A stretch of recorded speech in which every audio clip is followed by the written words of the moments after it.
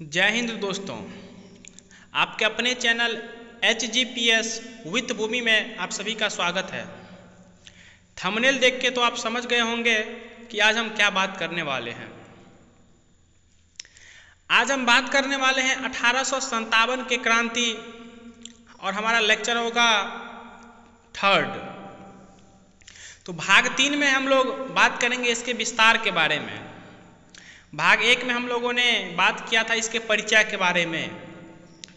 भाग 2 में हम लोगों ने बात किया इसके कारण के बारे में, आखिर क्यों हुई 1857 की क्रांति। सेकेंड लेक्चर में जब हम लोग लास्ट टाइम पे पहुंचे थे तो मैंने आपको बताया था कि एक अधिनियम आया था 1856 ईस्वी में जिसका नाम था सैनिक अधिनियम। तो सैनिक अधिनियम लॉर्ड कैनिंग के द्वारा लागू किया गया था, जिसका कार्यकाल था 1856 से 1862। लेकिन 1858 में इनके पद को बदलकर भारत के गवर्नर जनरल से भारत के ब्रिटिश वायसराय के रूप में कर दिया गया। मैं आप लोगों को कल बताया था कि इनका पद 1858 में भारत का गवर्नर जनरल हुआ, जो कि गलती से मैं बोल दिया था। मैं भी थक गया था बताते बताते आप लोग को, इसीलिए थोड़ा मिस्टेक हो गया था। तो आप लोग नोट कर लेंगे कि 1856 से 1862 तक लॉर्ड कैनिंग का कार्यकाल था, जिसमें 1856 में उन्होंने सैनिक अधिनियम पारित किया और इनके कार्यकाल के समय ही 1857 की क्रांति हुई। तत्पश्चात क्रांति के तत्पश्चात 1858 में एक एक्ट आया, जिस एक्ट के तरफ से इनके पद को बदलकर भारत के गवर्नर जनरल से भारत के ब्रिटिश वायसराय के रूप में कर दिया गया। तो आज हम लोग बात करते हैं। अब आज का टॉपिक हमारा होगा 1857 के विस्तार और नेतृत्वकर्ता। मैं आपको बता दूं कि 1857 का विद्रोह जो था वो मुख्य रूप से भारत के उत्तरी भाग, पूर्वी भाग, मध्य भाग और थोड़ा बहुत पश्चिमी भाग में था। यानी साफ तौर पे हम कह सकते हैं कि 1857 के विद्रोह से उत्तरी भारत, मध्य भारत, पूर्वी भारत और थोड़ा बहुत पश्चिम भारत प्रभावित था।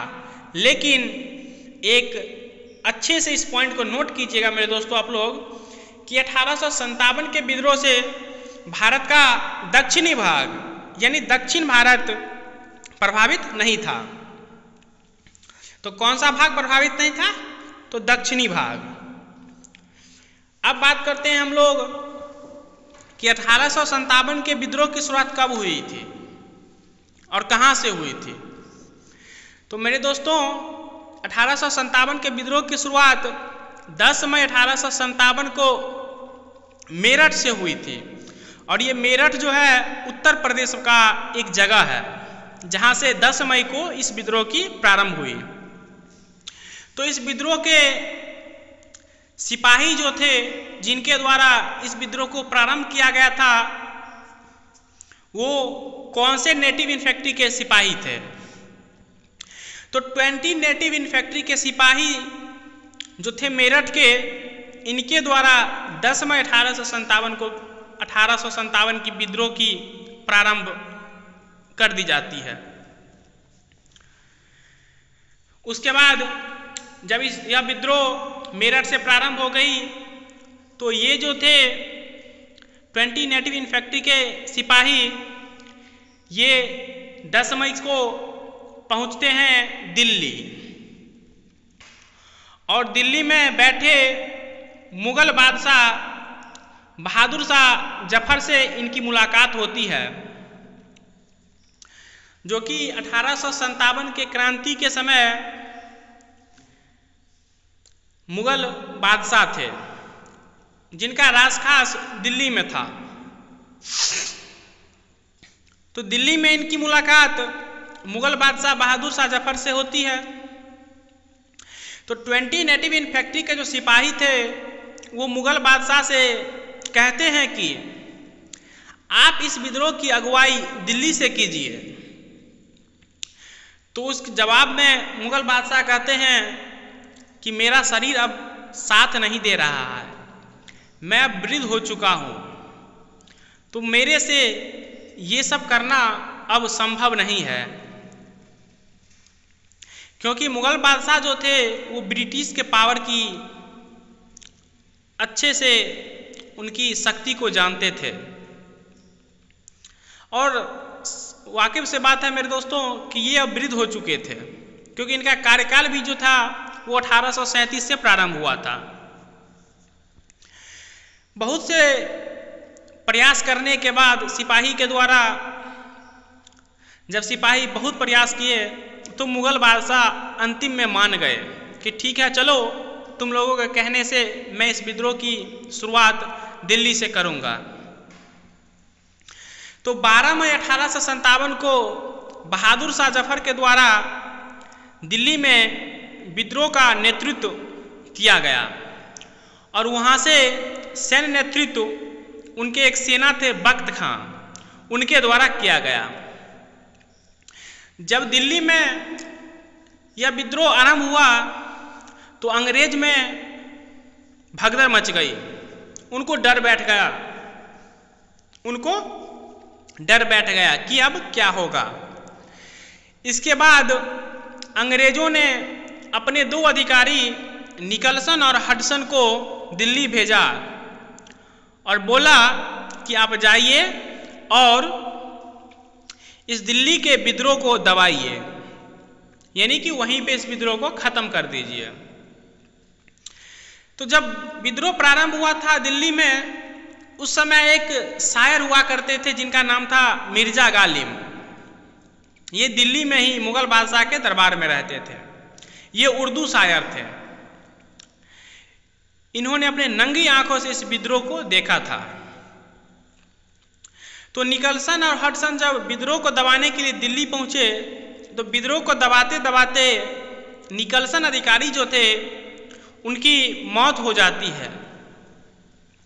तत्पश्चात हडसन जो थे वो 1857 के सितंबर महीना आते आते विद्रोह को दिल्ली में दबा देते हैं पूर्ण रूप से। जब मेरे दोस्तों दिल्ली में विद्रोह दब गया था तब मुगल बादशाह जो बहादुर शाह जफर थे ये हुमायूं के मकबरा में जाकर छिप जाते हैं। इसकी जानकारी किसी को भी नहीं थी। तो हडसन ने उनकी पत्नी जीनत महल पर दबाव बनाया कि आप बताइए कि आपके स्वयंवर माननीय मुगल बादशाह जो बहादुर शाह जफर हैं वो कहाँ गए हैं। बहुत दबाव बनाने के कारण उनकी जो पत्नी थी जीनत महल बहादुर शाह जफर की, तो जीनत महल ने हडसन को बता दिया कि मेरे जो स्वयंवर हैं यानी बहादुर शाह जफर वो हुमायूं के मकबरा में जाकर छिपे हुए हैं। जीनत महल के सूचना के आधार पर हडसन के द्वारा बहादुर शाह जफर को गिरफ्तार कर लिया जाता है। गिरफ्तार करने के बाद मुगल बादशाह जो बहादुर शाह जफर थे उनका जो जीवन काल बचा हुआ था तो उन्हें कहा गया कि आपका जो जीवन काल बचा हुआ है उसको पूरा करने के लिए आप रंगून चले जाइए। तो मुगल बादशाह अपना निर्वासित जीवन जीने के लिए रंगून चले जाते हैं और रंगून में ही इनकी निधन 1862 ईस्वी में हो जाती है। और रंगून में ही इनका मकबरा भी है। जब 1862 में इनकी मौत होती है तो 1862 में इनकी मौत के बाद इनका मकबरा रंगून में ही बना दिया जाता है। इस तरह से हमने देखा कि 1857 का जो विद्रोह था वो पहले कहाँ प्रारंभ हुआ और प्रारंभ होने के बाद कहाँ गया। तो पहले अब हम लोग इसका रिवीजन कर लेते हैं और यहाँ से किस प्रकार से प्रश्न बनेगा उसकी व्याख्या हम करते हैं और आपसे हम प्रश्न पूछेंगे और आप जवाब दीजिएगा। चलिए प्रारंभ करते हैं। 1857 की जो विद्रोह थी ये सबसे पहले कहाँ से हुई? 10 मई 1857 को मेरठ से। मेरठ उत्तर प्रदेश में है। इसकी शुरुआत कौन सी नेटिव इन्फेंट्री के सिपाही के द्वारा की गई थी?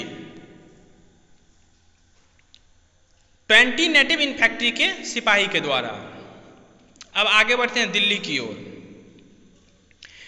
दिल्ली में 1857 का विद्रोह कब प्रारंभ हुआ?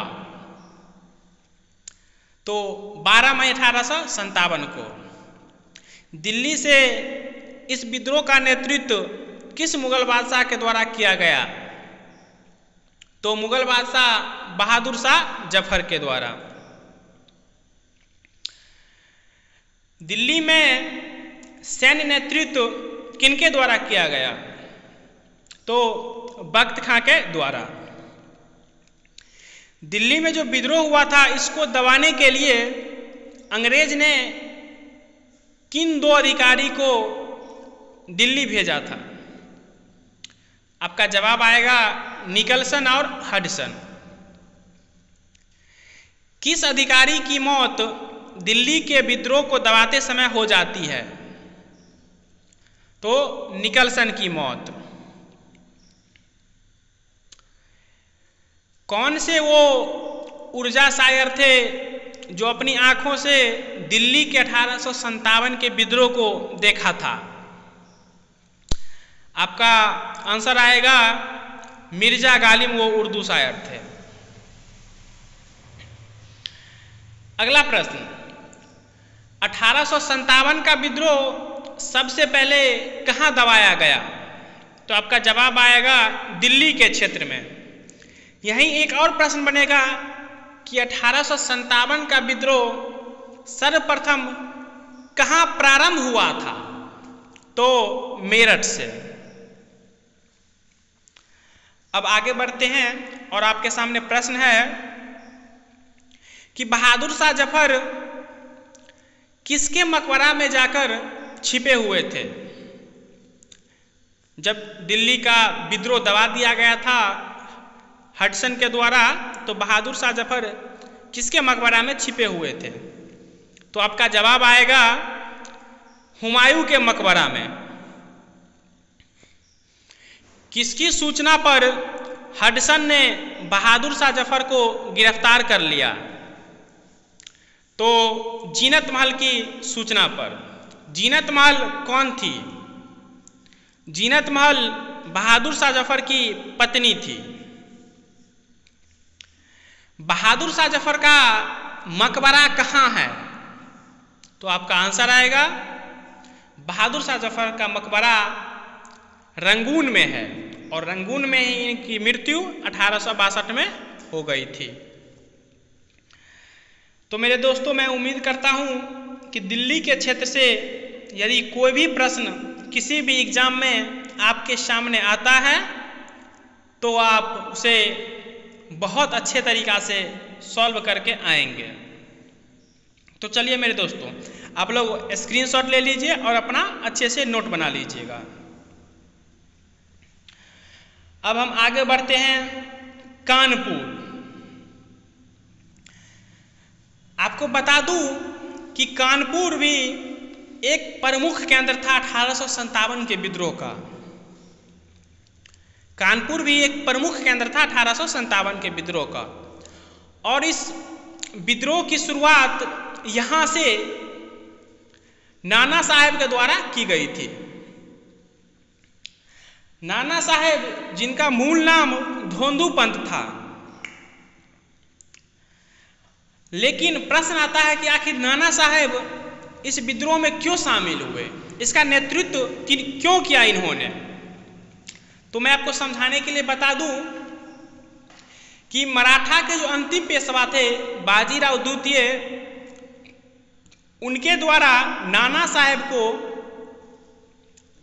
दत्तक पुत्र के रूप में गोद लिया गया था। यानी वो नाना साहेब बाजीराव द्वितीय के दत्तक पुत्र थे। तो नाना साहेब को अंग्रेज सरकार के द्वारा पेंशन बंद कर दिया गया था।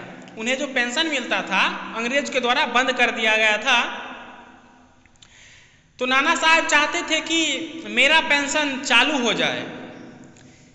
इसी पेंशन को चालू करने के वास्ते नाना साहेब अपने निजी सलाहकार अजीमुल्लाह को लंदन भेजते हैं।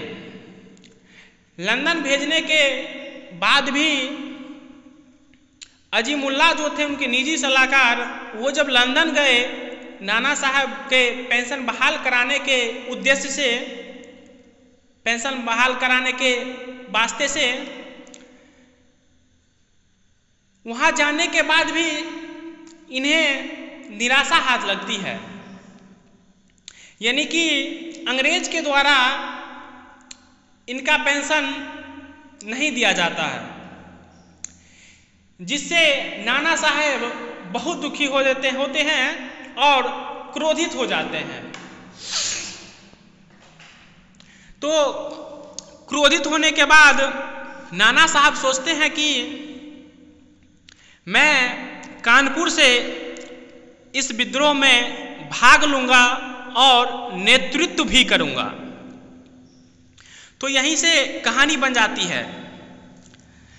कानपुर से 1857 के विद्रोह का नेतृत्व नाना साहब के द्वारा किया जाता था। नाना साहब का मूल नाम धोंधू पंत था और कानपुर से जो 1857 का विद्रोह हुआ था ये 8 जून 1857 को प्रारंभ हुई थी।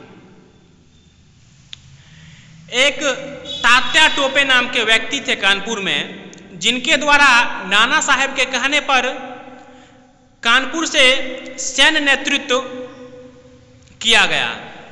यानी कानपुर से इस विद्रोह का सैन्य नेतृत्व तात्या टोपे किए थे और तात्या टोपे का मूल नाम रामचंद्र पांडुरंग था। 1857 के विद्रोह के तात्या टोपे एक ऐसा नेता हुए। 1857 के विद्रोह के समय तात्या टोपे एक ऐसा नेता हुए जिनकी मौत उनके मित्र के द्वारा हो जाती है।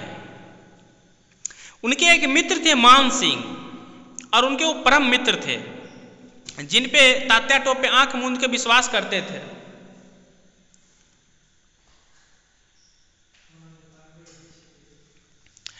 तो तात्या टोपे का मूल नाम था रामचंद्र पांडुरंग।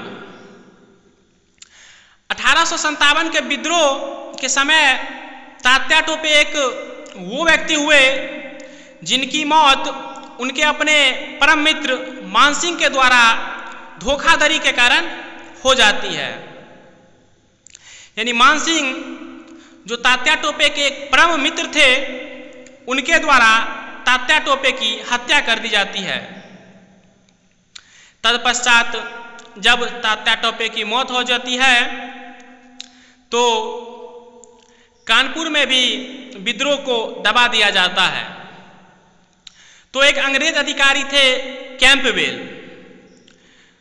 जो कैंपबेल जो थे ये कानपुर आए और तात्या टोपे के मौत के बाद इस विद्रोह को पूर्ण रूप से कानपुर में ही दबा दिए। तो अभी हम लोगों ने समझा मेरे दोस्तों कि कानपुर में आखिर कैसे इस विद्रोह की प्रारंभ हुई, कैसे यहाँ से नेतृत्व नाना साहेब करते हैं और तात्या टोपे इसका सैन्य नेतृत्व करते हैं। तो यहाँ से जितना भी प्रश्न बनता है वो अब हम लोग अच्छे से समझ लेंगे। मैं प्रश्न बोलूँगा और आप लोग अच्छे से इसका जवाब दीजिएगा। चलिए प्रारंभ करते हैं मेरे दोस्तों।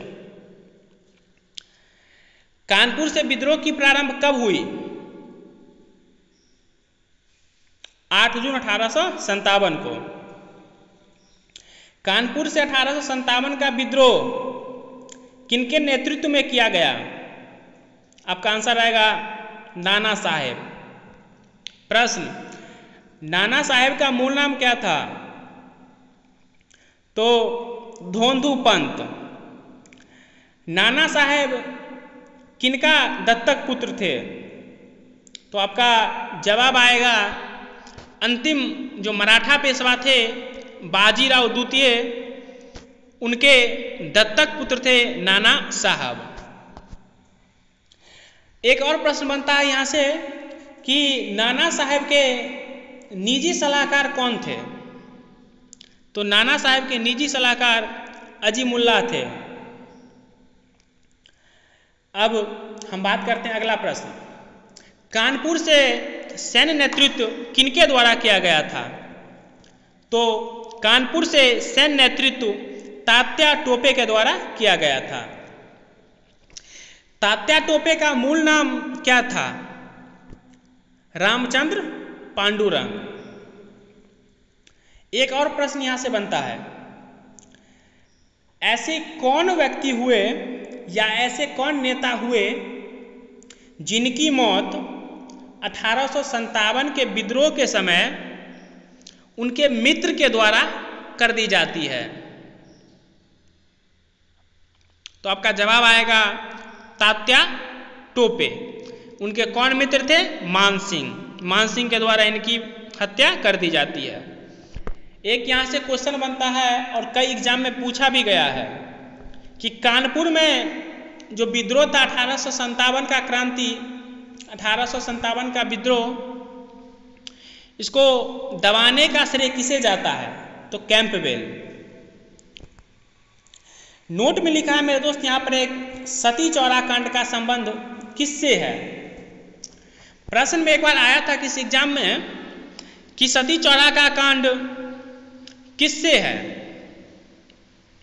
तो यहाँ पे ये ऑप्शन नहीं दिया गया था कि कानपुर से या फिर दिल्ली से या फिर अवध से। ऑप्शन में सीधे था 1857 के क्रांति से। तो वहाँ पे टिक आउट करना था 1857 के क्रांति से, जो कि यहाँ पे नोट में साफ साफ लिखा भी हुआ है। तो मेरे दोस्तों, मैं उम्मीद करता हूँ कि कानपुर से रिलेटेड जितने भी पॉइंट है, जितना भी पॉइंट था उसको मैंने इस नोट में दे दिया हूँ और आप लोग एक बार अच्छे से स्क्रीनशॉट ले लेंगे। चलिए दोस्तों, अब हम आगे बढ़ते हैं और अब हम पहुँचते हैं अवध और लखनऊ। मैं आपको बता दूं मेरे दोस्तों, ये क्वेश्चन कई एग्जाम में बनता है। अवध और लखनऊ पढ़ने से पहले एक क्वेश्चन बन जाएगा, 1857 के विद्रोह में सबसे अधिक सिपाही किस क्षेत्र से भाग लिए थे? तो आपका जवाब आएगा 1857 के विद्रोह में सबसे अधिक सिपाही अवध के क्षेत्र से भाग लिए थे। चलिए अब हम प्रारंभ करते हैं। अवध, यहाँ से विद्रोह का नेतृत्व बेगम हजरत महल के द्वारा और उनके पुत्र थे बिरजिस कादिर, इनके द्वारा किया जाता है। बेगम हजरत महल जो थी अवध और लखनऊ के क्षेत्र में, इनके द्वारा नेतृत्व किया जाता है इस विद्रोह का। इतिहास के कई बुक में आपको ये पढ़ने को मिलेगा कि अवध और लखनऊ के क्षेत्र में 1857 का विद्रोह का नेतृत्व महकपरी के द्वारा की जाती है। तो महकपरी किसका नाम है? बेगम हजरत महल का। अवध के क्षेत्र में विद्रोह काफ़ी शक्तिशाली रूप में देखने को मिला। इसका कारण यह था कि आम जनता के विद्रोह में अवध के क्षेत्र से भाग लेना। 1857 के विद्रोह में सबसे ज़्यादा सैनिक भी अवध के क्षेत्र से ही भाग लिया था। तो जब अवध के क्षेत्र में विद्रोह प्रारंभ हुआ तो अंग्रेजों के द्वारा एक अधिकारी को अवध भेजा गया और बोला गया उनसे कि जाइए और आप वहाँ इस विद्रोह को वहीं ख़त्म कर दीजिए। तो वो जो अधिकारी थे उनका नाम था हेनरी लॉरेंस। जब हेनरी लॉरेंस अवध और लखनऊ के क्षेत्र में विद्रोह को दबाने हेतु पहुँचे, तो विद्रोह को दबाते समय लखनऊ के क्षेत्र में हेनरी लॉरेंस की मौत हो जाती है। जब हेनरी लॉरेंस की मौत लखनऊ के क्षेत्र में हो जाती है, उसके बाद कैंपबेल ये वही कैंपबेल हैं जो कानपुर में भी विद्रोह को दबाया था। तो कैंपबेल नामक अंग्रेज अधिकारी लखनऊ के क्षेत्र में आते हैं और इस विद्रोह को पूर्ण रूप से दबा देते हैं। तो मेरे दोस्तों, यहाँ पे एक क्वेश्चन बनता है और कई एग्जाम में आ भी चुका है कि अवध और लखनऊ के क्षेत्र में विद्रोह को दबाने का काम किस अंग्रेज अधिकारी के द्वारा किया गया। तो हेनरी लॉरेंस आप बिल्कुल भी कतई भी याद नहीं रखेंगे।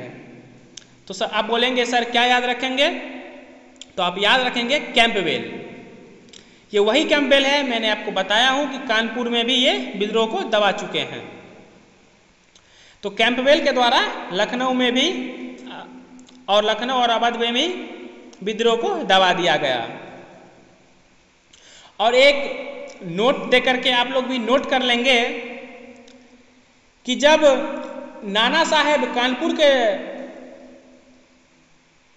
कानपुर से नेतृत्व किए थे और कैंपबेल के द्वारा विद्रोह को दबा दिया गया था वहाँ, तो उस विद्रोह के अंतिम दौर में नाना साहेब भी भागकर नेपाल चले गए और इनके साथ साथ अवध और लखनऊ के क्षेत्र से नेतृत्व करने वाली बेगम हजरत महल भी नेपाल चली गई। तो नोट देकर आप लिख लेंगे कि अवध और लखनऊ के क्षेत्र से नेतृत्व करने वाले बेगम हजरत महल और कानपुर के क्षेत्र से नेतृत्व करने वाले नाना साहेब 1857 के विद्रोह के अंतिम दौर में कानपुर से और अवध और लखनऊ के क्षेत्र से भागकर कहाँ चले गए, नेपाल चले गए। तो मेरे दोस्तों, अवध और लखनऊ हम लोगों ने अब अच्छे से पढ़ लिया। तो यहाँ से बहुत प्रकार के प्रश्न बनते हैं, मैं आपसे प्रश्न करूँगा और आप अच्छे से इसको बनाएंगे। तो चलिए, प्रश्न आपका इस प्रकार है, अवध के क्षेत्र से इस विद्रोह का नेतृत्व किनके द्वारा किया गया था। आंसर आएगा आपका बेगम हजरत महल। बेगम हजरत महल के पुत्र का क्या नाम था, बिरजिस कादिर। अब बात करेंगे कि अवध के क्षेत्र में विद्रोह को दबाने के लिए किस अंग्रेज अधिकारी को पहले भेजा गया था। मेरे पॉइंट को नोट कीजिएगा मेरे दोस्तों, अवध और लखनऊ के क्षेत्र में विद्रोह को दबाने हेतु किस अंग्रेज अधिकारी को पहले भेजा गया था। यहां पे आपका जवाब आएगा हेनरी लॉरेंस। अब अगला प्रश्न, किस अंग्रेज अधिकारी के द्वारा लखनऊ के क्षेत्र में विद्रोह को दबा दिया गया। यहां आपका आंसर आएगा कैंपबेल। अब एक और यहां से क्वेश्चन भी आया है कि कौन वे दो नेता हुए या हुई जो विद्रोह के अंतिम दौर में अपने क्षेत्र से भागकर, कौन वे दो नेता हुए या हुई जो अपने क्षेत्र से भागकर नेपाल चले गए और चली गई। आपका आंसर आएगा नाना साहेब और बेगम हजरत महल। तो आप लोग इससे जुड़े हुए सभी प्रश्न अच्छे से समझ गए होंगे। इसका स्क्रीनशॉट ले लीजिए मेरे दोस्तों। अब हम आगे बढ़ते हैं अपने फैजाबाद के तरफ। फैजाबाद ये जो जगह है ना मेरे दोस्तों, बहुत महत्वपूर्ण जगह है, जिनका नाम अभी योगी सरकार के द्वारा बदलकर अयोध्या कर दिया गया है। फैजाबाद का नाम अयोध्या कर दिया गया है अभी। एक मौलवी अहमदुल्ला नाम के व्यक्ति थे। जो कि दक्षिण भारत के थे। आप बोलेंगे सर आप तो बोले थे कि दक्षिण भारत से कोई भी व्यक्ति इस विद्रोह में भाग नहीं लिया था। मैं बोलूँगा मैं ये नहीं बोला था। मैं बोला था कि दक्षिण भारत के क्षेत्र में 1857 के विद्रोह का प्रभाव नहीं पड़ा था। तो मौलवी अहमदुल्लाह जो थे वो दक्षिण भारत के थे, लेकिन ये फैजाबाद के क्षेत्र से इस विद्रोह का नेतृत्व संभालने के लिए पहुंचे थे।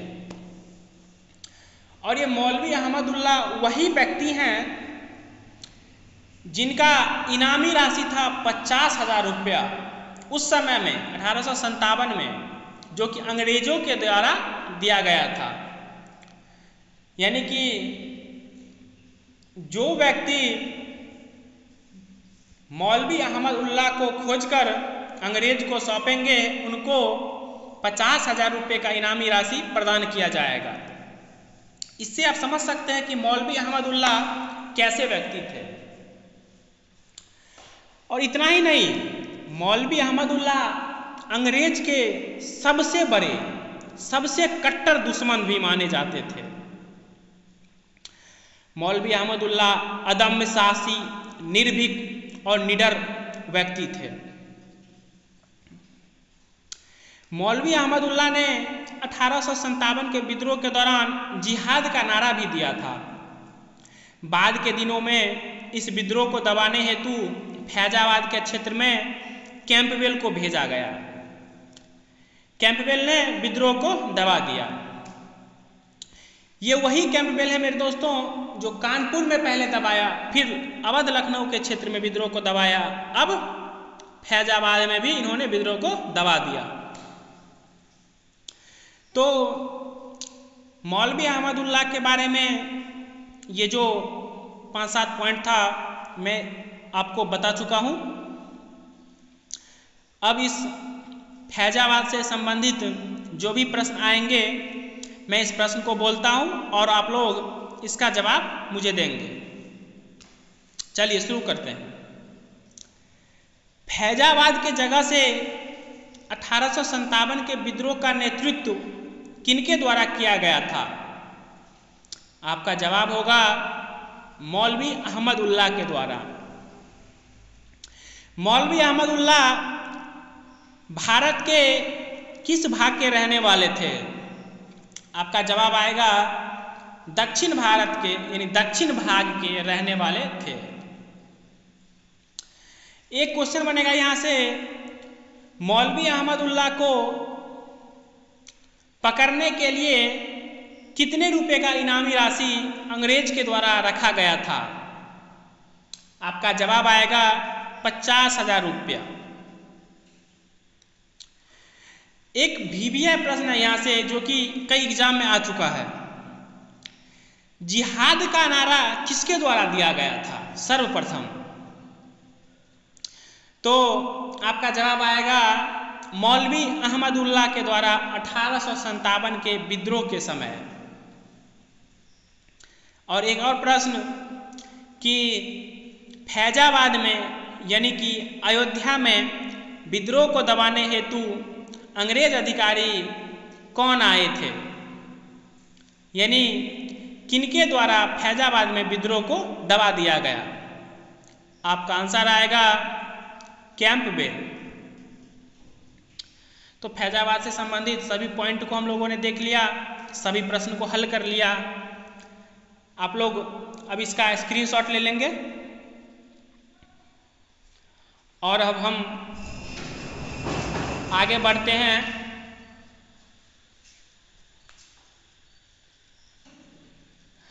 अब हम आगे बढ़ते हैं और पहुंचते हैं झांसी के तरफ। झांसी जो कि उत्तर प्रदेश का एक शहर है और ग्वालियर जो कि मध्य प्रदेश का एक शहर है। तो हम बात करते हैं कि झांसी के क्षेत्र से 1857 का जो विद्रोह हुआ था उसका नेतृत्व किसके द्वारा किया गया था? तो एक रानी लक्ष्मीबाई थी जिनके द्वारा झांसी के क्षेत्र से इसका नेतृत्व किया गया था।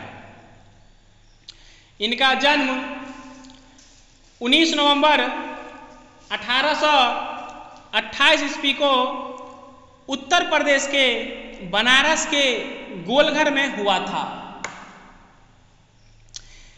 यानी कि झांसी की रानी की जन्म 19 नवंबर 1828 ईस्वी को उत्तर प्रदेश के बनारस के गोलघर में हुआ था।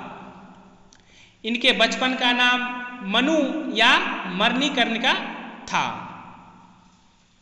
झांसी की रानी का विवाह झांसी के महाराज गंगाधर राव के साथ हुआ था और गंगाधर राव के निधन के बाद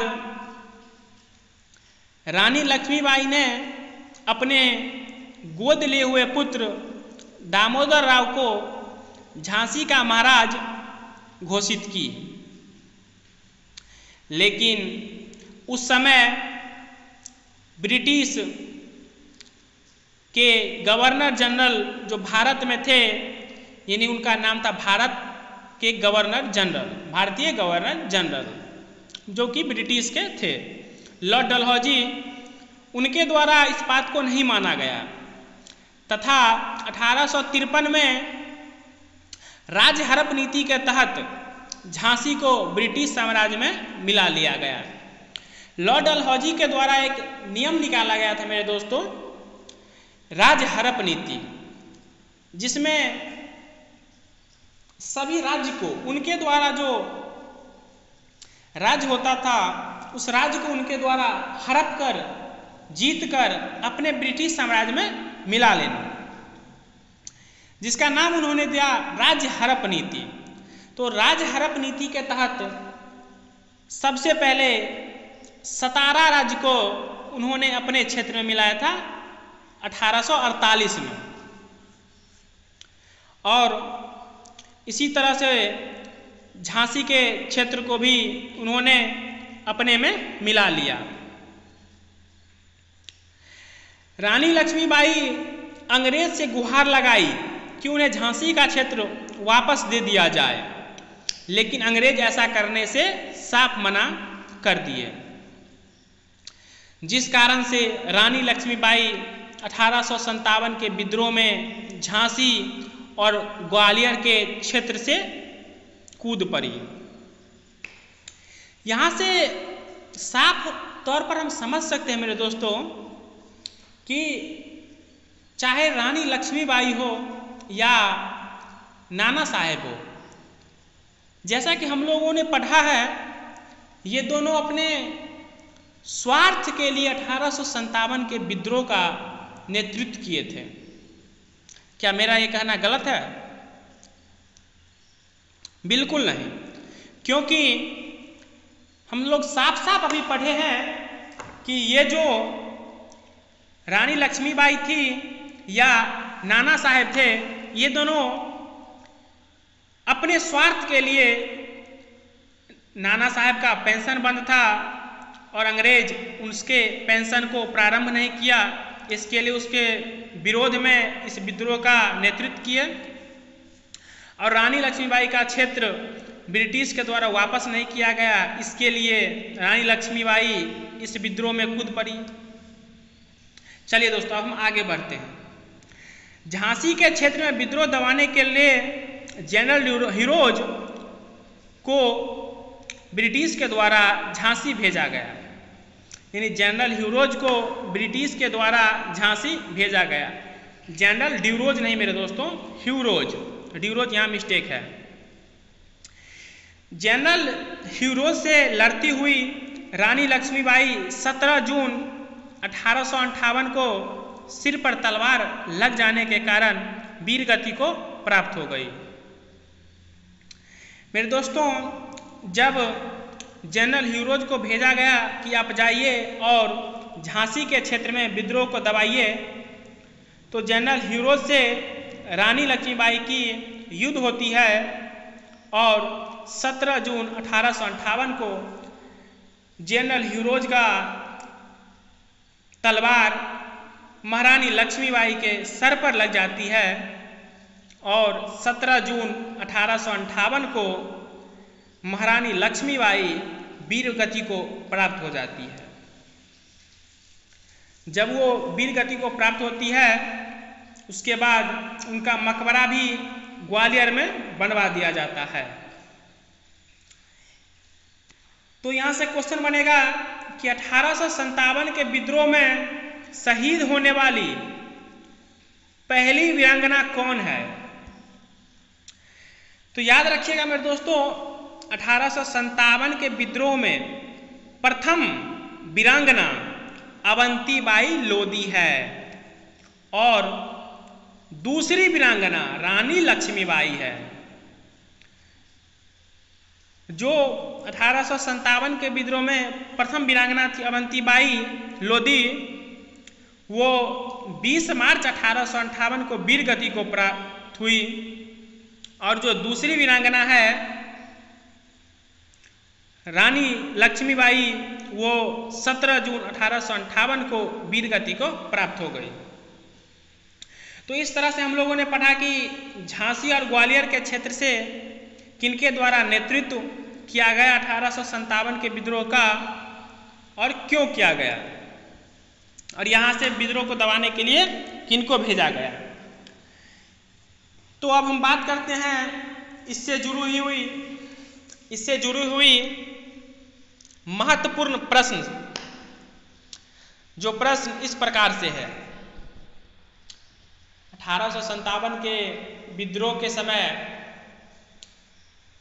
झांसी से विद्रोह का नेतृत्व किनके द्वारा किया गया? रानी लक्ष्मीबाई के द्वारा। रानी लक्ष्मीबाई का जन्म 19 नवंबर 1828 को कहाँ हुआ था? आपका जवाब आएगा उत्तर प्रदेश के बनारस के गोलघर में हुआ था। गोलघर कहाँ है? बनारस में। उत्तर प्रदेश के बनारस के गोलघर में हुआ था। लक्ष्मीबाई के बचपन का नाम क्या है? बहुत से एग्जाम में ये क्वेश्चन पूछा जाता है। तो मनु या मणिकर्णिका है। उसका आगे बढ़ते हैं और आगे बढ़ने के बाद हम पहुंचते हैं, यहाँ से एक और क्वेश्चन बनेगा कि झांसी के क्षेत्र में जो 1857 का विद्रोह प्रारंभ हुआ था उसको दबाने के लिए किस अंग्रेज अधिकारी को भेजा गया था? आपका जवाब आएगा जनरल ह्यूरोज। General Hugh Rose. अब बात करेंगे रानी लक्ष्मीबाई का मकबरा कहाँ है? तो रानी लक्ष्मीबाई का मकबरा ग्वालियर में है। अब बात करेंगे कि 1857 के विद्रोह में शहीद होने वाली पहली वीरांगना कौन है जो 20 मार्च 1857 को वीर गति को प्राप्त हुई थी? आपका जवाब आएगा अवंतीबाई लोधी। और दूसरी महिला वीरांगना, आपका जवाब आएगा रानी लक्ष्मीबाई, 17 जून 1858। यहाँ से इतने ही क्वेश्चन बनते हैं मेरे दोस्त, इससे ज़्यादा क्वेश्चन बनने वाले नहीं हैं। तो उम्मीद करते हैं कि आप लोग अच्छे से इस क्वेश्चन को याद कर लिए होंगे क्लास में ही। आप लोग स्क्रीनशॉट ले लीजिए। और अब हम झांसी के क्षेत्र और ग्वालियर के क्षेत्र के बाद आगे बढ़ते हैं और पहुंचते हैं इलाहाबाद, बनारस। एक और झांसी के क्षेत्र से एक और वीवीआई प्रश्न है। जब जनरल ह्यूरोज को झांसी के क्षेत्र में विद्रोह को दबाने के लिए भेजा गया था तो उन्होंने रानी लक्ष्मीबाई के साथ युद्ध लड़े थे। रानी लक्ष्मीबाई युद्ध लड़ी थी जनरल ह्यूरोज के साथ। तो जनरल ह्यूरोज को एहसास हुआ कि नहीं, ये जो महिला है इनमें कुछ बाकी महिला से अलग दिखता है, बाकी महिला से अलग दिखता है। यानी ये जो महिला है इनकी गुण बाकी महिला से अलग गुण दिखती है। तो 1857 के विद्रोह में जनरल हीरोज जो रानी लक्ष्मीबाई के साथ युद्ध किए थे, उसके बाद जनरल हीरोज ने रानी लक्ष्मीबाई को एक अकेला मर्द होने की संज्ञा प्रदान किया था। यानी जनरल हीरोज एक अकेला मर्द होने की संज्ञा किसको प्रदान किया? रानी लक्ष्मीबाई को। चलिए अब बात करते हैं इलाहाबाद बनारस। मेरे दोस्त, इससे पहले चाहे वो झांसी हो, ग्वालियर हो, या फिर कानपुर, या फिर अवध, या फिर दिल्ली, इसके बारे में हम लोग डिटेल से पढ़े हैं और यहाँ से बहुत सारे क्वेश्चन बनते हैं। और इसके बाद जो है इलाहाबाद, बनारस, बरेली, फतेहपुर, मथुरा, इस सब से वन लाइनर क्वेश्चन बनते हैं। बहुत से बहुत तो एक प्रश्न बनेगा, इसीलिए हमने इसे शॉर्ट करके नोट में बना दिया है। इससे ज़्यादा क्वेश्चन नहीं आएगा मेरे दोस्त, नहीं आएगा। इलाहाबाद, तो इस क्षेत्र में 1857 के विद्रोह का नेतृत्व इलाहाबाद में लियाकत अली के द्वारा किया गया। तो इलाहाबाद में 1857 के विद्रोह का नेतृत्व किसके द्वारा किया गया? तो लियाकत अली के द्वारा। और इस विद्रोह को दबाने के लिए किसे भेजा गया? तो कर्नल नील को। यानी कर्नल नील जो थे वो इलाहाबाद में इस विद्रोह को दबाने का काम किया और लियाकत अली इस विद्रोह का नेतृत्व किया था इलाहाबाद से। अब बात करते हैं बरेली। तो बरेली से 1857 के विद्रोह का नेतृत्व खान बहादुर खान ने किया। वहीं दबाने का काम हडसन के द्वारा किया जाता है। तो प्रश्न बनेगा यहाँ से कि बरेली से 1857 के विद्रोह का नेतृत्व किनके द्वारा किया गया? खान बहादुर खान के द्वारा। और किनके द्वारा दबाया गया? तो हडसन के द्वारा। अब बात करते हैं फतेहपुर। मेरे दोस्तों, एक था फैजाबाद जहाँ से मौलवी अहमदुल्ला थे, और एक है फतेहपुर जहाँ से अजीमुल्ला है, वहाँ से थे मौलवी अहमदुल्ला, यहाँ से है अजीमुल्ला। तो फतेहपुर से विद्रोह का नेतृत्व अजीमुल्ला के द्वारा किया गया और इस विद्रोह को दबाने का काम जनरल रेनल्ड के द्वारा किया गया। अब बात करते हैं मथुरा। तो मथुरा से 1857 के विद्रोह का नेतृत्व देवी सिंह के द्वारा किया गया। किसके द्वारा? देवी सिंह के द्वारा। अब बात करते हैं मेरे दोस्त मेरठ से 1857 के विद्रोह का नेतृत्व किनके द्वारा किया गया? तो कदम सिंह के द्वारा। सबका स्क्रीनशॉट मेरे दोस्त आप लोग अच्छे से ले लीजिए बरेली से लेके मेरठ तक ले लिया मेरे दोस्तों। अब इलाहाबाद का भी ले लीजिए। चलिए अब हम आगे बढ़ते हैं। अब बात करते हैं बिहार। आप बोलेंगे बिहार बहुत डिटेल में बताया है सर आप, तो मैं आपको बता दूं कि बिहार से बहुत प्रश्न बनता है। तो बात करते हैं बिहार। 1857 के विद्रोह के समय बिहार के देवघर जिला के रोहनी गांव से इस विद्रोह की प्रारंभ हुई मानी जाती है, जिसका तारीख था 12 जून 1857, जब बिहार के देवघर के रोहनी गांव से 12 जून 1857 को 1857 का विद्रोह प्रारंभ हुआ। विद्रोह प्रारंभ होने के कुछ दिन के बाद यह विद्रोह धीरे धीरे पटना पहुंच गया और पटना में इस विद्रोह की शुरुआत 3 जुलाई 1857 को हुआ।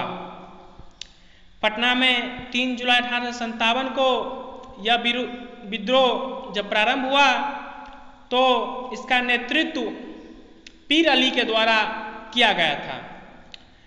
पीर अली पटना से नेतृत्व किए थे। प से पीर अली, प से पटना।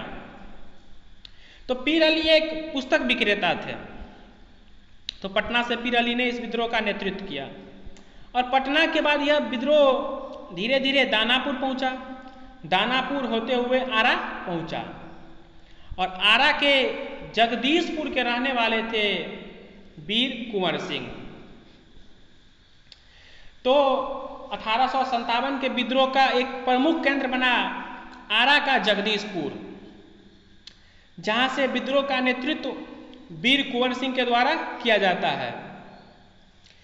मेरे दोस्तों, वीर कुंवर सिंह का जन्म 13 नवंबर 1777 ईस्वी को हुआ माना जाता है।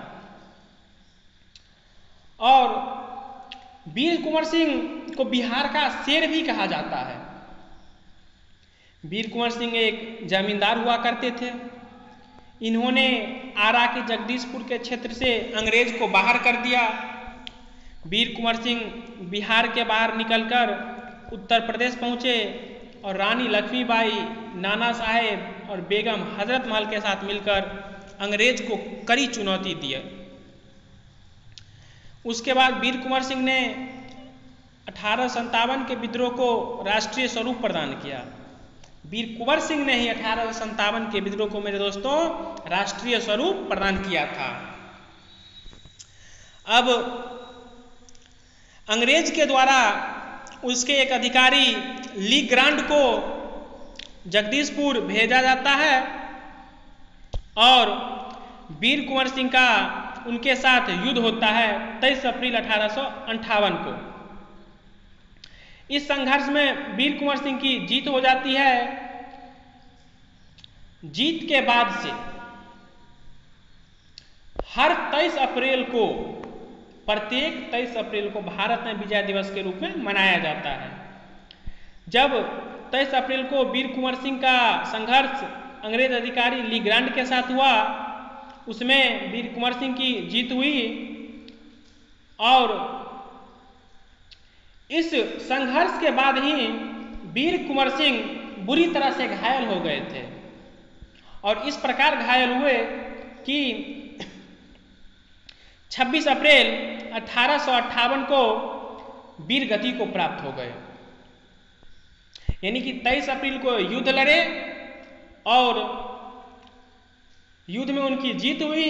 तत्पश्चात 26 अप्रैल 1858 को वीर कुंवर सिंह वीर गति को प्राप्त हुए। वीर कुंवर सिंह के बाद निधन होने के बाद उसके भाई अमर सिंह ने विद्रोह को नेतृत्व को संभाला। वीर कुंवर सिंह के निधन के बाद उनके एक भाई थे अमर सिंह नाम के। अमर सिंह जो थे वीर कुंवर सिंह के भाई थे। तो वीर कुंवर सिंह की मौत के बाद अमर सिंह इस विद्रोह का नेतृत्व संभाला, लेकिन अमर सिंह वीर कुंवर सिंह जितने बहादुर नहीं थे, जिसका परिणाम यह हुआ कि कुछ ही दिन बाद अंग्रेज अधिकारी विलियम टेलर और विंसेंट अय्यर ने बिहार में होने वाले 1857 की क्रांति को पूर्ण रूप से दबा दिया। कह सकते हैं कि वीर कुंवर सिंह की मौत के बाद अमर सिंह के द्वारा विद्रोह को अच्छी तरह से नहीं संभाला जा सका और अंग्रेज अधिकारी विलियम टेलर और विंसेंट अय्यर के द्वारा बिहार में होने वाले 1857 की क्रांति को पूर्ण रूप से दबा दिया।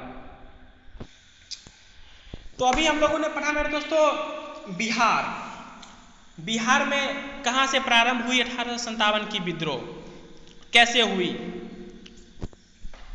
तो बिहार से रिलेटेड सभी महत्वपूर्ण प्रश्न को अब हम लोग सॉल्व करते हैं। चलिए, प्रश्न आपके सामने है। बिहार के देवघर के रोहनी गांव से 1857 के विद्रोह की शुरुआत कब हुई? बिहार के देवघर के रोहनी गांव से 1857 के विद्रोह की शुरुआत कब हुई मेरे दोस्तों? आपका जवाब आएगा 12 जून 1857।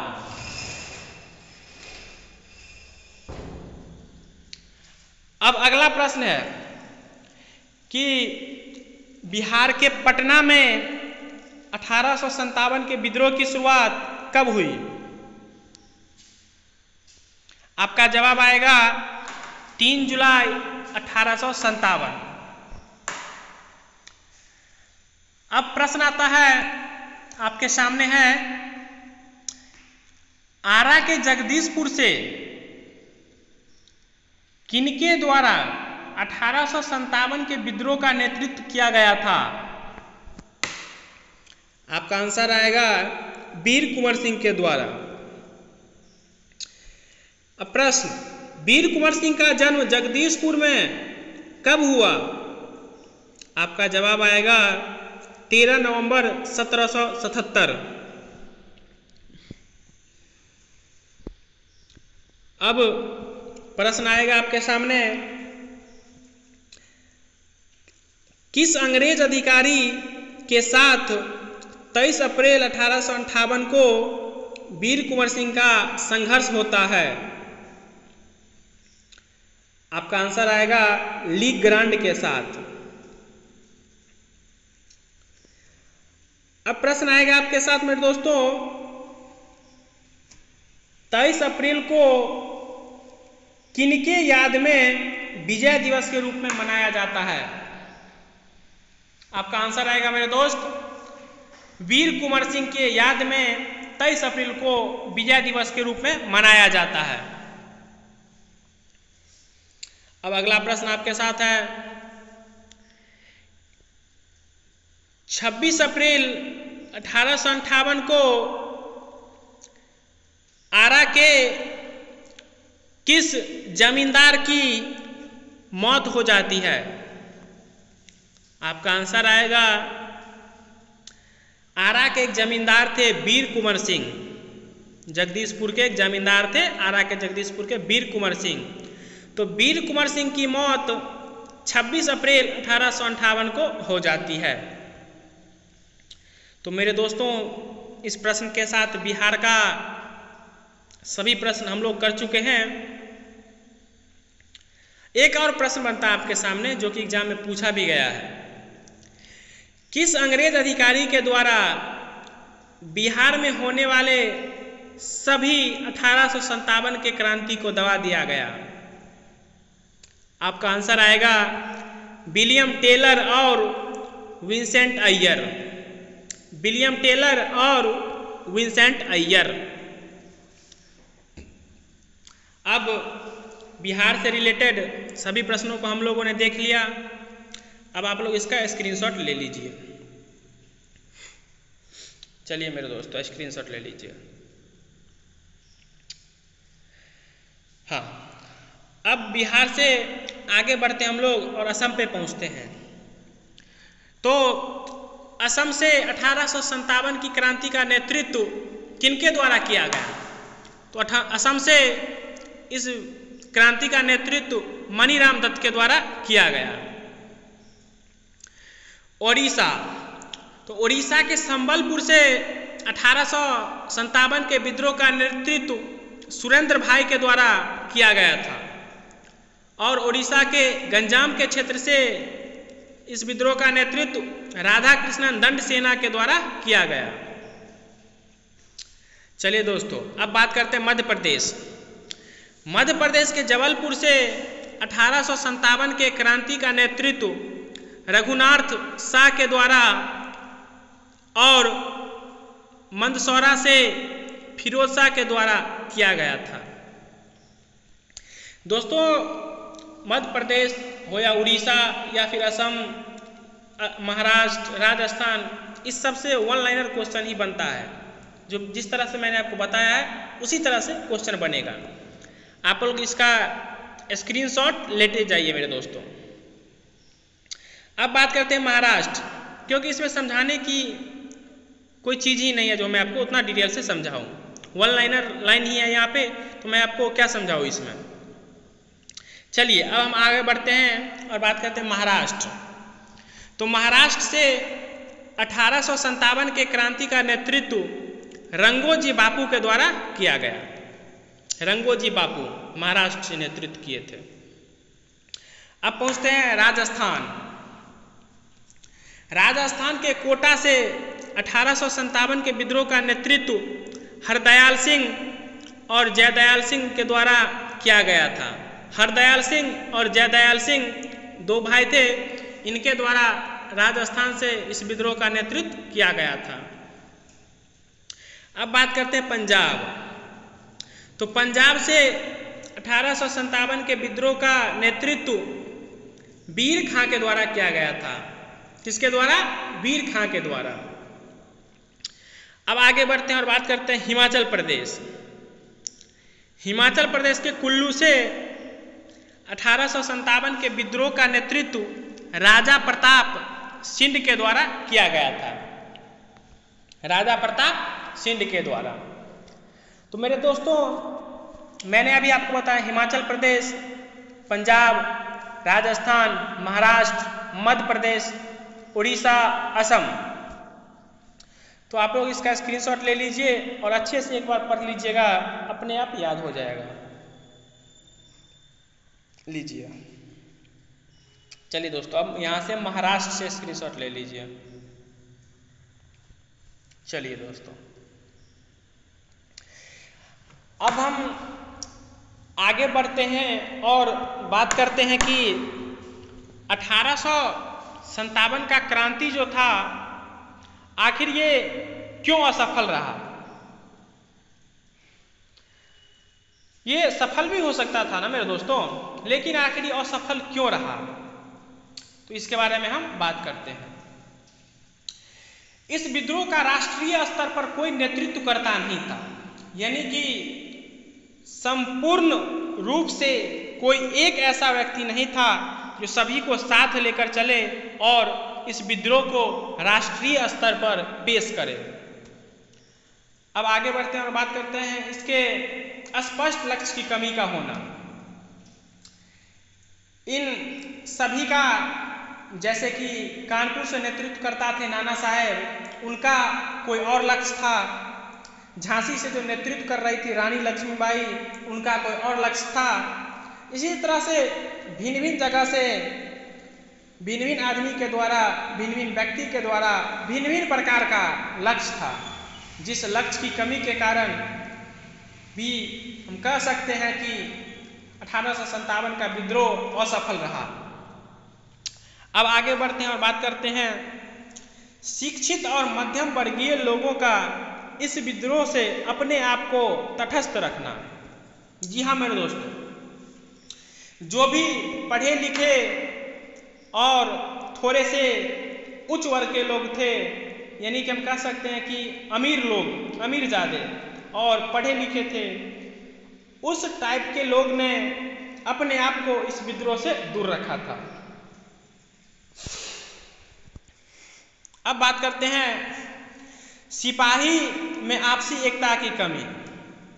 जैसे कि जो अवध के सिपाही थे, बिहार के सिपाही थे और बंगाल के सिपाही थे, जहां अंग्रेज के खिलाफ विद्रोह कर रहे थे, वहीं दूसरी तरफ गोरखा, पठान और सिख जैसे सिपाही अंग्रेज का साथ दे रहे थे। यानी कि हम साफ साफ कह सकते हैं कि गोरखा, पठान और सिख सिपाही भारत के साथ गद्दारी का काम किया। मेरे दोस्तों, हम सिपाही में आपसी एकता की कमी से समझे कि जो अवध के सिपाही थे, बिहार के सिपाही थे और बंगाल के सिपाही थे, ये लोग अंग्रेज के खिलाफ विद्रोह कर रहे थे, यानी अंग्रेज के साथ लड़ रहे थे। लेकिन वहीं दूसरी तरफ जो गोरखा थे, पठान थे और सिख थे, वो अंग्रेज का साथ दे रहे थे। इसके कारण भी यह विद्रोह असफल रहा। हम लोगों ने यहाँ पर 4 पॉइंट को समझा है जिसके कारण यह विद्रोह असफल रहा। इसका स्क्रीनशॉट ले लेंगे और अच्छे से आप लोग पढ़ लेंगे। चलिए दोस्तों, अब बात करते हैं 5वां कारण। तो 5वां कारण है कि देशी रियासत के राजा महाराजा में आपसी एकता की कमी। जहां एक तरफ अवध की रानी, झांसी की रानी, कानपुर के नवाब अंग्रेज के खिलाफ विद्रोह कर रहे थे, वहीं दूसरी तरफ हैदराबाद के निजाम, बिहार के दरभंगा महाराज कश्मीर के राजा, भोपाल के महाराज और ग्वालियर के सिंधिया, ये सब ने अंग्रेजों का साथ दिया था। मेरे दोस्तों, पांचवा पॉइंट है क्या कि जो भी देसी रियासत के राजा महाराजा थे उन सभी के बीच में एकता नहीं थी।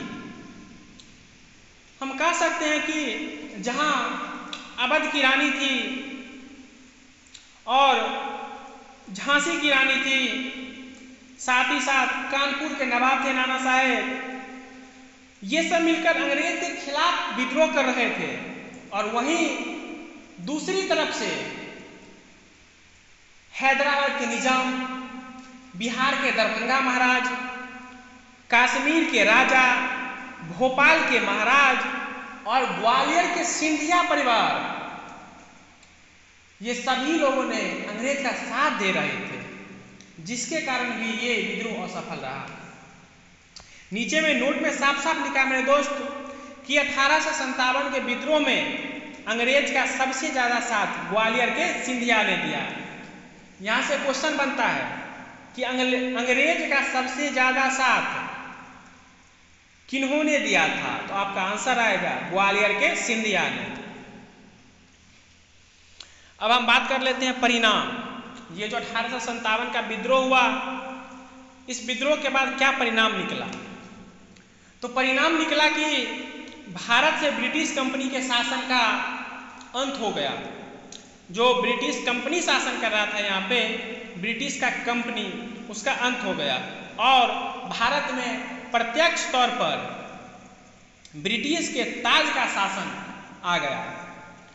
और साथ ही साथ भारत में जो मुगल शासक थे उनका भी सत्ता खत्म हो गया, यानी भारत से मुगल सत्ता का अंत हुआ। तो परिणाम में हम लोगों ने देखा ब्रिटिश के कंपनी का शासन अंत हुआ, ब्रिटिश के ताज का शासन आया। इसी ताज के शासन के समय 1858 में एक्ट आया था, जिसमें भारत के गवर्नर जनरल को पद को बदलकर भारत का वायसराय कर दिया गया। जिस प्रकार से प्रथम वायसराय लॉर्ड कैनिंग के रूप में नियुक्त किया गया था उन्हें। तो उसके बाद हमने देखा कि भारत से मुगल सत्ता का भी अंत हो गया 1857 के विद्रोह से।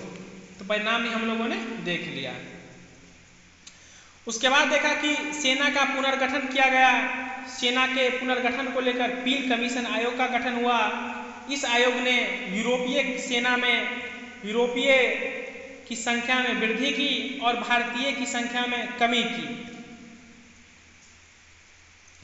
जैसा कि सेना का पुनर्गठन किया गया और सेना के पुनर्गठन को लेकर पील कमीशन आयोग का गठन हुआ और गठन के बाद यूरोपीय सेना में यूरोपीय सेना की संख्या का वृद्धि हुआ और भारत की सेना की संख्या की कमी हुआ। उसके बाद ये सब होने के बाद अंग्रेज का कहना था कि वैसे सैनिक, अंग्रेज ने जब ये सब हो गया तो अंग्रेज ने दो प्रकार से विभाजित किया भारत के सभी नेता को। भारत के विद्रोह में शामिल होने वाले को और विद्रोह से दूर रहने वाले को दो प्रकार से विभाजित किया, एक लड़ाकू और दूसरा गैर लड़ाकू। तो अब इसी को हम लोग समझते हैं। वैसे सैनिक जो विद्रोह को दबाने में अंग्रेजों का साथ दिया उसे लड़ाकू घोषित किया गया। जैसे गोरखा, सिख और पठान जैसे सैनिकों को लड़ाकू घोषित किया गया। गोरखा, सिख, पठान, आप भी जानते होंगे दोस्तों कि गोरखा, सिख और पठान के सैनिकों ने अंग्रेज का साथ दिया था, तो इन्हें लड़ाकू घोषित किया गया। और वहीं वैसे सैनिक जो विद्रोह कर रहा था उसे गैर लड़ाकू घोषित किया गया, यानी कि अवध, बिहार और बंगाल के सैनिक को गैर लड़ाकू घोषित किया गया। आप देखे थे पहले कि अवध के जो सैनिक थे, बिहार के और बंगाल के जो सैनिक थे, ये अंग्रेज के विरुद्ध लड़ रहे थे, तो इन्हें गैर लड़ाकू घोषित किया गया। और इस परिणाम के बाद भारत में राष्ट्रवाद का विकास हुआ। तो इस प्रकार से हम लोग परिणाम देख लिए और सफलता के कारण देख लिए। तो आप लोग एक बार अच्छे से स्क्रीनशॉट ले लीजिएगा। 4 तक ले लिए थे यहाँ तक, अब 5 से ले लीजिए। चलिए अब बात करते हैं परिणाम। तो परिणाम का स्क्रीनशॉट ले लीजिए। थोड़ा और आगे है मेरे दोस्तों, यहाँ से। तो हम लोगों ने परिणाम को भी देख लिया।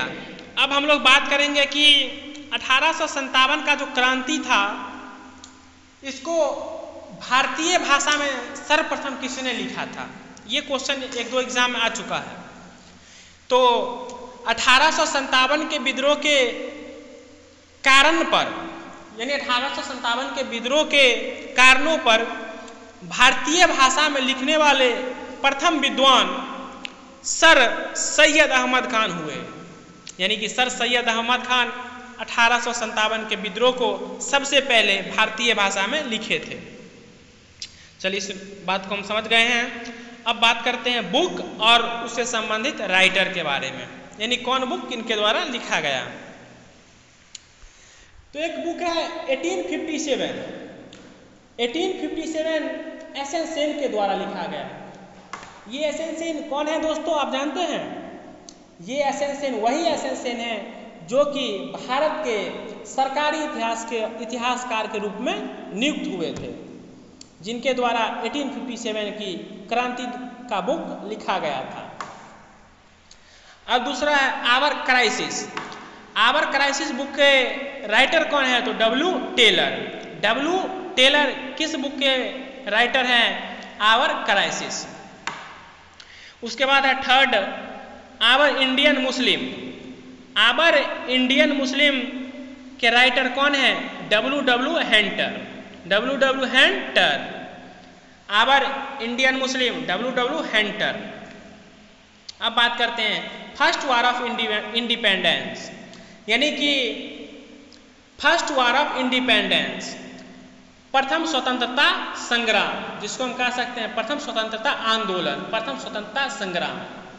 ये जो 1857 की क्रांति है, ये प्रथम स्वतंत्रता संग्राम है।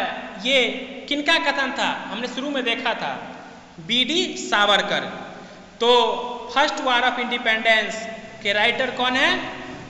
बी.डी. सावरकर। अब बात करते हैं दुर्गेश नंदिनी बुक के राइटर हैं बंकिम चंद्र चटर्जी। चलिए दोस्तों अब आगे बात करते हैं the cause of revolution of 1857। The cause of revolution of 1857 sir Syed Ahmad Khan. हमने अभी पढ़ा है कि सर सैयद अहमद खान प्रथम विद्वान थे, जिनके द्वारा 1857 के विद्रोह के कारण पर भारतीय भाषा में इसे व्यक्त किया गया था। तो the cause of revolution of 1857 के राइटर कौन है? सर सैयद अहमद खान। अब बात करते हैं रेवेलियन 1857 के राइटर कौन है? PC. Joshi. History of Indian mutiny के राइटर कौन है? TR. Holmes. History of Indian mutiny के राइटर कौन है? टी.आर. होम्स। अब बात करते हैं the sepoy mutiny and the revolution of 1857। The sepoy mutiny and the revolution of 1857 RC. Majumdar हम लोगों ने पहले लेक्चर में देखा था कि इनका कथन था, ये जो 1857 का विद्रोह है, ये न तो भारतीय स्वतंत्रता आंदोलन है और न ही प्रथम स्वतंत्रता संग्राम है। तो द सिपाही mutiny and the revolution of 1857 के राइटर कौन है? तो आर.सी. मजूमदार। तो इसका स्क्रीनशॉट ले लेंगे मेरे दोस्तों आप लोग अच्छे से, और इससे ऊपर भी है थोड़ा, इसका भी ले लेंगे। तो इसी प्रकार से अब हम लोगों का 1857 की क्रांति का चैप्टर पूर्ण रूप से समाप्त हो गया। इस चैप्टर में हम लोगों ने बहुत सारे जानकारी को देखा और पढ़ा। तो आज का लेक्चर दोस्तों हम यहीं पर समाप्त करते हैं, और अगले लेक्चर में हम बात करेंगे कि गवर्नर कौन हुए, गवर्नर जनरल कौन हुए, प्रथम कौन हुए और अंतिम कौन हुए। इस सब से संबंधित अगला लेक्चर लाएंगे। तब तक के लिए इस लेक्चर को अब हम यहीं पे समाप्त करते हैं। और जय हिंद मेरे दोस्तों, जय हिंद, जय भारत।